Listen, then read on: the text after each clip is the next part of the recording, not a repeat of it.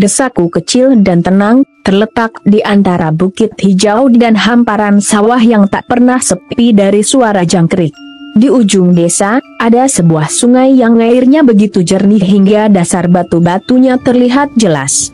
Anak-anak kecil sering bermain di sana, sementara orang dewasa mencuci pakaian sambil bercengkerama.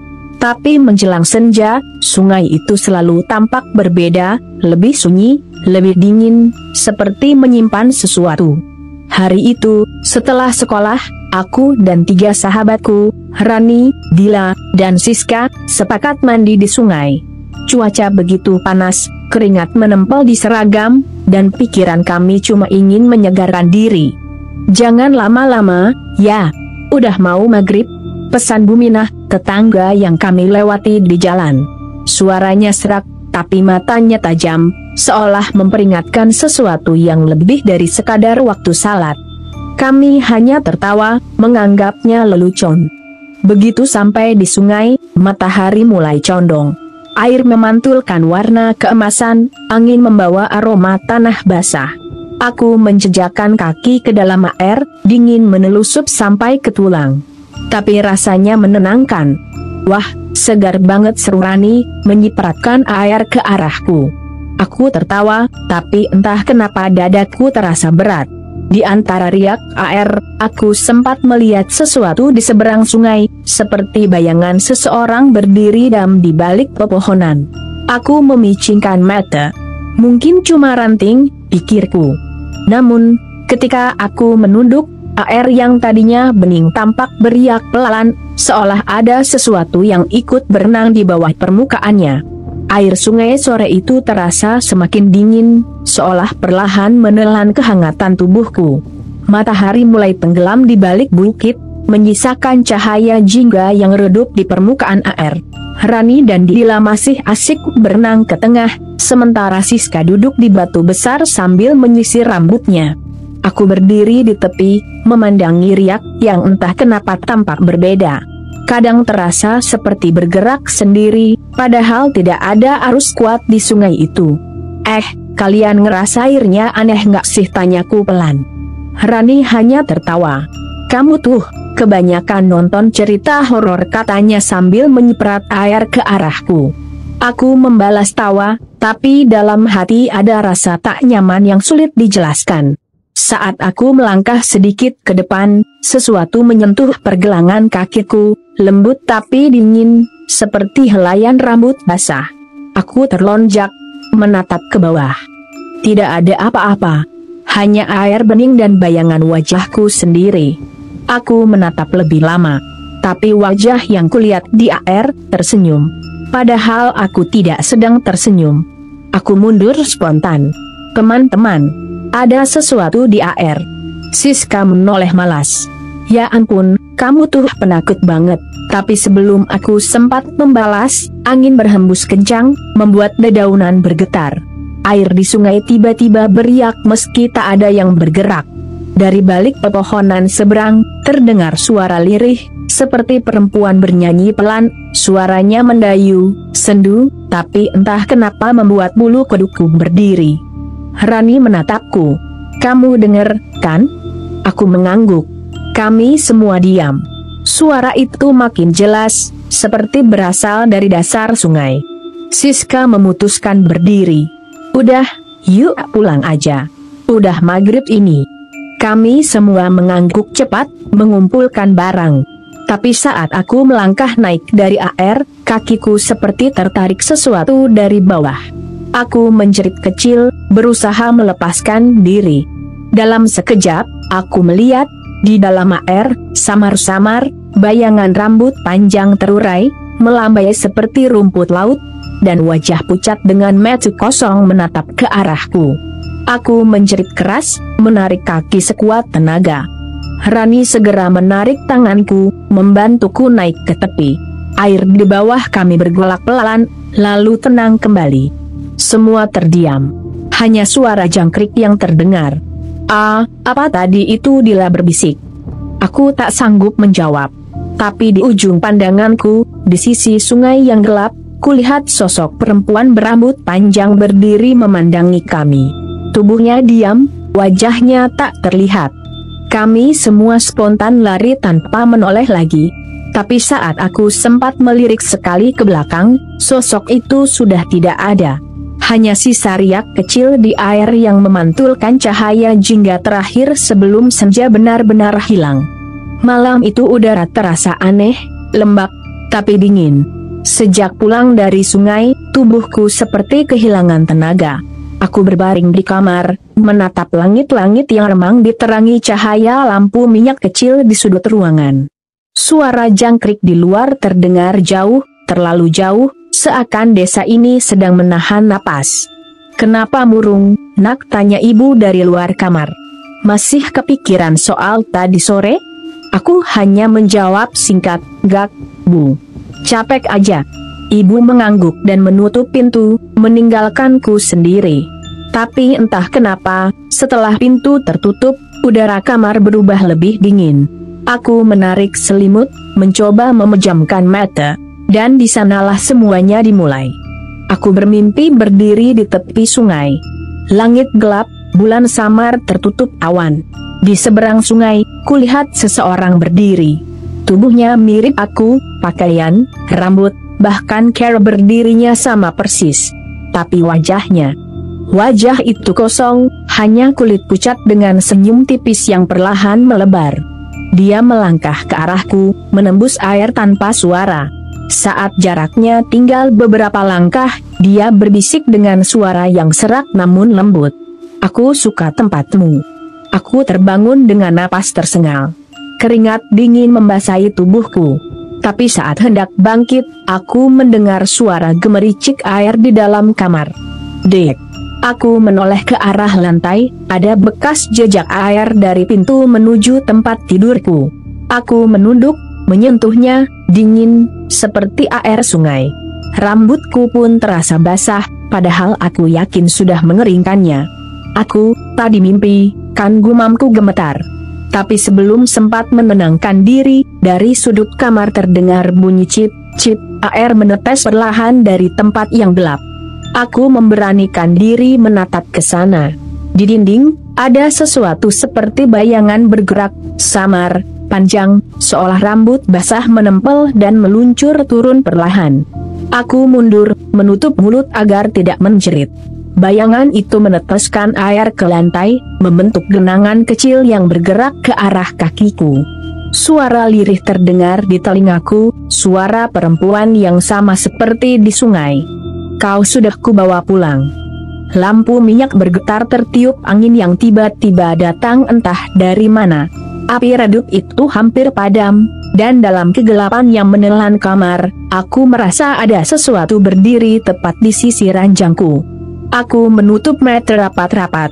Tapi di balik kelopak mataku, wajah itu muncul lagi, tersenyum. Pagi itu, langit tampak murung. Kabut tipis menutupi jalan menuju sekolah, membuat semuanya terasa asing. Aku berjalan pelan sambil memeluk tas di dada. Tubuhku masih terasa berat, seperti ada sesuatu yang menempel di pundak, menarik langkahku ke bawah. Setiap kali aku lewat di dekat parit, aku mendengar bunyi gemericik air, dan bisikan lembut di telinga, seolah memanggil namaku. Aku mencoba menepisnya, menganggap itu hanya sisa mimpi. "Ah, mungkin aku cuma kecapekan," gumamku. Namun, ketika aku tiba di gerbang sekolah, suasananya berbeda. Udara di sana lebih dingin dari biasanya, dan langkah-langkah murid lain terdengar jauh, bergema aneh seperti dari dunia lain. Aku masuk ke kelas dengan kepala tertunduk. Tapi begitu membuka pintu, langkahku terhenti. Jantungku langsung berdetak keras. Di bangku tempatku biasa duduk, bangku pojok dekat jendela, ada seseorang. Dan orang itu, aku sendiri. Dia duduk tegak, menulis sesuatu di buku catatan, rambutnya sama panjangnya denganku, bahkan gelang di tangannya pun identik. Aku terpaku, tak bisa bergerak. "Dila," bisikku pelan, menepuk bahu sahabatku yang baru datang. "Lihat deh." Dila menatap ke arah yang kutunjuk, lalu wajahnya langsung pucat. Kok bisa dua?" katanya gemetar. Sosok aku di bangku itu berhenti menulis. lalu perlahan menoleh. Senyumnya aneh, terlalu lebar, terlalu tenang. Matanya kosong, tapi di baliknya ada sesuatu yang terasa hidup. Aku mundur selangkah. "Siapa kamu?" tanyaku lirih. Sosok itu tidak menjawab. Ia hanya memiringkan kepala, lalu menatap ke arah jendela. Saat itu juga, terdengar bunyi cip, cip, air menetes dari bawah meja tempat dia duduk. Bau amis, seperti air sungai yang basi, menguar ke seluruh ruangan. Guru kami masuk dengan langkah terburu-buru. "Kalian kenapa?" Namun begitu melihat kami berdua, wajahnya berubah ngeri. Apa ini?" gumamnya. Sebelum ada yang sempat bicara, sosok di bangku itu perlahan memudar, seperti kabut yang ditiup angin. Tapi air di lantai tetap menetes, menandai tempatnya tadi duduk. Seluruh kelas terdiam. Hanya terdengar detak jam dinding dan desahan napas kami yang tak beraturan. Aku berdiri kaku, memandangi bangkuku sendiri, kosong, tapi basah. Dan di dalam genangan kecil di lantai, pantu sejak hari itu, semuanya berubah. Teman-temanku tak lagi memandangku dengan cara yang sama.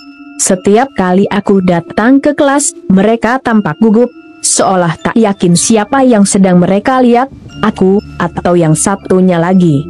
Rani bahkan pernah menolak duduk di sebelahku. "Maaf ya, aku cuma belum siap," katanya lirih sambil menghindari tatapanku. Aku tak menyalahkan mereka. Karena sejujurnya, aku pun tidak yakin lagi siapa diriku sekarang. Setiap kali aku melewati cermin di rumah atau di sekolah, pantulan diriku selalu datang terlambat, seolah dia sedang menunggu, mengamatiku lebih dulu sebelum menirukan gerakanku. Kadang, bayanganku itu tersenyum, bahkan ketika aku tidak. Dan yang paling menakutkan, aku mulai kehilangan bayanganku sendiri. Satu pagi, saat matahari bersinar terang, aku sadar, di lantai kelas, semua orang punya bayangan. Kecuali aku. Aku berdiri diam, menatap lantai, lalu menoleh ke jendela.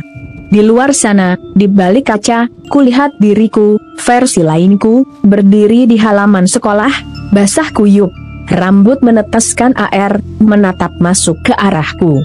Aku menjerit kecil, mundur hingga menabrak meja. Guru dan teman-teman langsung menoleh, tapi ketika mereka melihat keluar, tidak ada siapapun di sana. Malamnya, aku duduk di depan meja rias di kamar. Lampu redup membuat wajah di cermin tampak asing. Aku mencoba berbicara pada bayangan itu. "Siapa kamu sebenarnya?" bisikku. Bayangan itu menatapku lama, lalu perlahan bibirnya bergerak. Tapi suara yang keluar bukan suaraku, serak, dingin, dan bergetar seperti berasal dari dalam air. "Aku yang kau lihat di sungai. Aku hanya ingin tempatmu." Aku menjatuhkan sisir, mundur dengan tubuh gemetar. Di saat itu juga, lampu padam. Gelap. Suara air menetes terdengar lagi, dari bawah tempat tidur, dari langit-langit, dari dinding. "Aku tidak mau," kataku berbisik, setengah menangis. Tapi dari kegelapan, terdengar tawa kecil, pelan tapi tajam, diikuti satu kalimat yang membuat darahku membeku. "Sudah terlambat, kita sudah sama." Saat lampu kembali menyala, lantai kamarku basah. Dan di cermin, aku masih duduk di sana, tapi wajahku di sana masih tersenyum. Sudah 3 malam aku tidak bisa tidur. Setiap kali aku memejamkan mata, selalu terdengar suara air, gemericik halus yang berubah menjadi bisikan. Kadang aku merasa tubuhku basah saat bangun, dan lantai kamarku lembab seperti habis dilanda banjir kecil. Aku tahu, semuanya bermula dari sungai itu. Dan satu-satunya cara untuk berhenti, adalah kembali ke sana. Sore itu, aku memberanikan diri pergi seorang diri. Jalan setapak menuju sungai terasa lebih panjang dari biasanya. Suara burung pun seolah menghilang, hanya tersisa desir angin dan aroma tanah lembab. Di tepi sungai, aku melihat seorang nenek tua duduk di depan warung kecil yang tampak sudah lama tak digunakan. Rambutnya putih kusut, kulitnya keriput seperti kulit kayu. tapi matanya tajam, menembus pandanganku. "Dari tadi aku menunggumu," katanya tanpa basa-basi. Aku tertegun. "Menungguku?" Nenek itu mengangguk pelan. "Kau sudah membangunkan yang seharusnya tetap tidur. Penunggu air tak suka diganggu, apalagi oleh darah muda." Aku menelan ludah. "Aku nggak bermaksud, dia yang mengikuti aku." "Tidak." Nenek menatapku dalam. "Kau yang terpanggil.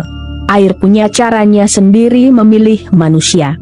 Sekali kau menatap pantulannya di waktu senja, dia akan mengingatmu."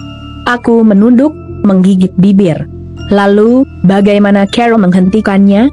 Nenek itu membuka kain lusuh di pangkuannya, menampilkan sebuah cermin kecil retak. Bingkainya berkarat, tapi pantulannya tetap jernih. "Bawa ini ke tempat pertama kali kau melihatnya. Panggil namamu sendiri, dan tatap pantulanmu sampai air berhenti beriak." Aku menggenggam cermin itu erat. "Lalu apa yang akan terjadi?" Nenek tersenyum samar. "Kalau kau kuat, dia akan pergi. Tapi kalau tidak," ia menatapku tajam, "dia akan mengambil tempatmu sepenuhnya."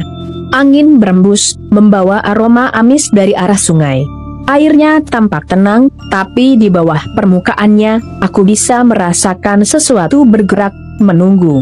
Nenek itu berdiri pelan, menatap ke arah air. "Malam ini, ketika bulan naik, dia akan memanggilmu lagi. Pergilah, sebelum dia datang sendiri ke rumahmu." Aku menggenggam cermin itu, jantungku berdebar kencang. Dalam hati, aku tahu, aku tak punya pilihan lain. Aku harus kembali ke sungai, dan menatap diriku, sekali lagi. Malam itu, bulan menggantung di langit seperti mata yang mengintai. Udara lembab, dan kabut tipis merayap di antara pepohonan ketika aku kembali ke sungai. Di tangan, ku genggam cermin kecil pemberian nenek itu. Retakannya memantulkan cahaya bulan seperti urat-urat halus di permukaan air. Langkahku gemetar, tapi aku terus berjalan. Sungai tampak tenang, terlalu tenang. Tidak ada suara jangkrik, tidak ada desiran angin, hanya sunyi. Aku berdiri di tempat yang sama seperti sore itu, tempat pertama kali aku melihatnya. Air berkilau perak di bawah sinar bulan. Aku menatap permukaannya, dan untuk sesaat, wajahku sendiri memantul di sana. Aku menarik napas panjang. "Namaku Lyra," ucapku pelan. Riak kecil muncul. Permukaan air bergoyang lembut. Lalu, dari tengah sungai, muncul sesuatu, gelembung-gelembung air yang naik ke permukaan, diikuti oleh suara gemericik pelan seperti seseorang berjalan di dalam air. Perlahan, sosok itu muncul. Rambut panjang menutupi wajahnya, menjuntai hingga ke dada. Air menetes dari setiap helai rambutnya, menimbulkan lingkaran riak di sekelilingnya. Kulitnya pucat kebiruan, seperti tubuh yang lama tenggelam. Ketika ia mengangkat wajahnya, matanya hitam legam tanpa pupil, dan dari bibirnya keluar suara lirih. "Aku menunggumu." Aku hampir menjatuhkan cermin dari tanganku. Tapi aku ingat pesan nenek, jangan berpaling. Aku mengangkat cermin itu di depan wajahku.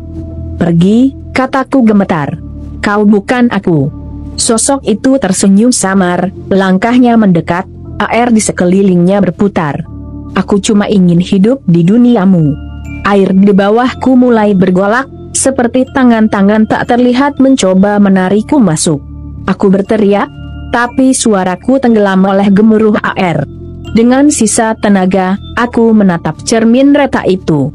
Di sana, bukan hanya wajahku, tapi dua wajah, aku dan dia, menyatu di permukaan kaca. "Aku, bukan, kamu," teriakku. Cermin itu retak sepenuhnya, pecah dalam genggamanku. Sosok perempuan itu menjerit keras, suaranya menggema hingga ke pepohonan. Air sungai memercik tinggi, lalu, hening. Semuanya gelap. Aku tak tahu berapa lama aku tenggelam dalam kegelapan itu. Yang terakhir kuingat hanyalah dingin yang menembus tulang, dan suara samar dari dalam air. "Sekarang, kita satu." Pagi berikutnya, desa kami heboh. Orang-orang menemukan seragam sekolah, sepatu, dan buku pelajaran di tepi sungai. Semuanya basah, mengambang di antara bebatuan. Tapi tubuhku tidak pernah ditemukan. Warga bilang mungkin aku hanyut. Tapi sungai itu dangkal, arusnya lemah, tak mungkin menelan seseorang begitu saja. Meski begitu, pencarian tetap dihentikan. Sungai kembali tenang, seolah menelan rahasianya sendiri. Hari-hari berlalu. Sekolah berjalan seperti biasa, tapi teman-temanku masih belum bisa melupakan kejadian itu. Dila sering menatap ke bangku kosong di pojok kelas, tempat aku dulu duduk. Rani bilang kadang-kadang dia mencium bau amis air di dalam ruangan.